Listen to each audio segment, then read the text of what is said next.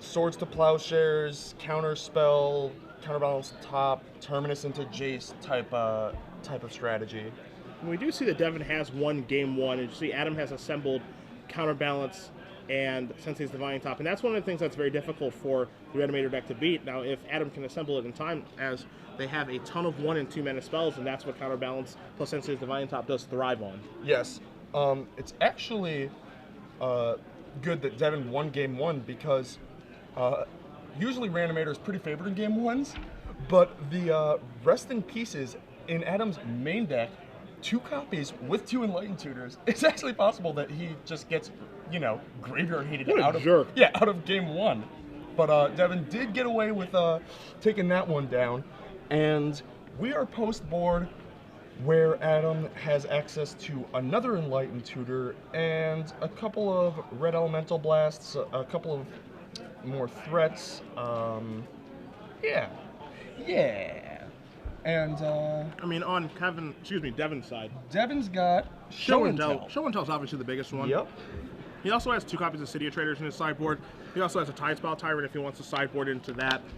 We've seen people sideboard that before as a threat of choice. For when, a Blazing Archon and Elesh Norn's not going to be good enough, which actually those cards are very poor in this matchup. Yes. Iona, Shield of Emeria, and Gristlebrand are obviously the 2 premier cards to be playing against a blue-white-red helm deck. Tidespell Tyrant's not bad. You can get a little creative, make it very difficult for it to be removed from the table, but the most important cards in his sideboard, again, are Show and Tell, and the 2 copies of City of Traders, so he can do the nut draw, for lack of a better term, which is to play a turn 2 Show and Tell and put a huge threat into play. It's an additional nut draw, right? Because it is the type of nut draw that plays around, that sort of dances around the graveyard, which is normally what the deck is focused on. But Show and Tell doesn't care about your graveyard, doesn't care about Rest in Peace, doesn't care about surgical, etc. You just put it directly into play. And actually, Adam Boyd has a Caracas in play, which is another card. Real tough guy. Another main deck card that is very good in this matchup. So as I was saying, the game one actually not that good for the Reanimator deck, but it did take it down, and Devin now fetching out. Looks like he's going to follow it up with an Exhume. You can see Adam's hand of Venser and Force of Will and how he's kind of tilted them. He's just ready to fire to counter the next reanimation spell, because you can assume this is probably going to be an Animate Dead or an Exhume, and he is just ready to go here.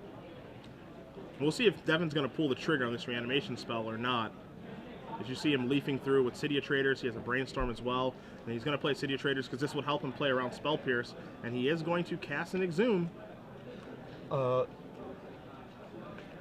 And Adam says, we don't know if there's any creatures in Adam's graveyard or anything right now, but you see Force. He checks. yeah, he's gonna slide through his graveyard. You see Forcible and you see Venser Shaper Savant, so he has access to a counterspell.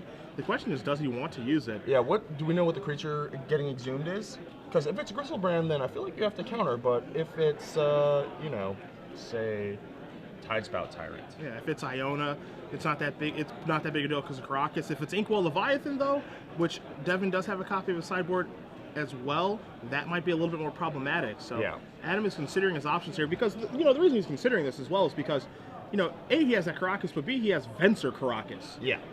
Which is the old combo, and now you're going to see Devin have another reanimation spell. He has another Exhume. Adam is cardless. The top card of his deck is Sensei's Divine Top, and here comes Inkwell Leviathan. It is Inkwell Leviathan. So, Adam's answers, we aren't sure, what is still in his deck because we are post-board, but he does have access to 3 Terminus as well as a Supreme Verdict, and he could just straight up combo kill with Rest in Peace Helm or Rest in Peace Energy Field is probably going to be enough if he brought that in. So, definitely not cold, definitely not completely dead to the Inkwell Leviathan, but it is certainly a threatening clock. Yeah, tick-tock. Yeah, and a resilient one at that. No Swords to Plowshares, Jace Bounces, Caracas, Venser, none of that's touching Big Inky. Stinky Inky, if you will. Which I won't. Please? I will not. Okay. Ooh, Caracas, the more efficient wasteland of Yeah, he'll sacrifice 2 of his lands in the City of Traders and the Crocs to take care of Adams. Going to get in with the Inkwell Leviathan. Going to knock Adam down to 11. The top card of Adam's deck right now is Rest in Peace, ironically enough. A little late, but still needed for the Helm combo if that's what he is indeed going for. It's one way to win. He has access to a fetch land, so he can shuffle and look again if he's digging for a Wrath effect, or he can draw the Rest in Peace, take 7 more, look at 1 card deeper, then look at 3 new ones with the Strand, look for that Helm. You're looking for a Helm or a Wrath then. Yep. So that is what he chooses to do. Brainstorm for Devin. I did notice that earlier Devin cracked 2 fetches to keep his City of Traders in play, but that means that he needed to draw a fetch for his Brainstorm, which he did.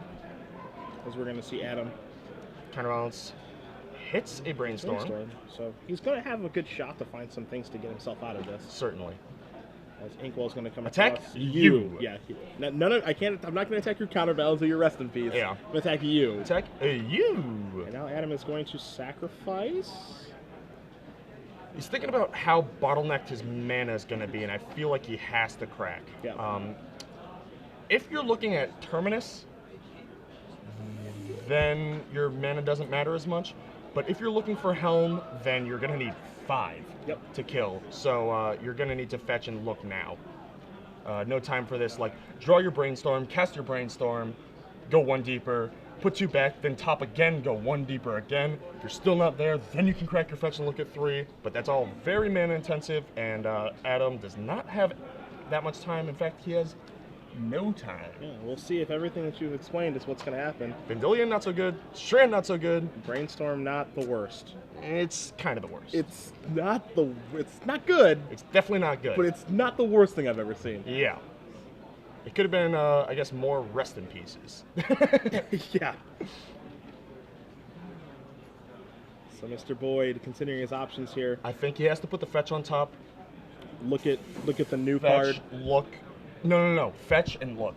Okay. Because he needs 5 for the Helm kill. Okay. Well, It'll be his 6th land. Yep. So he needs to fetch. Okay. Sure. Find 3 Look at fresh 3 ones. new ones.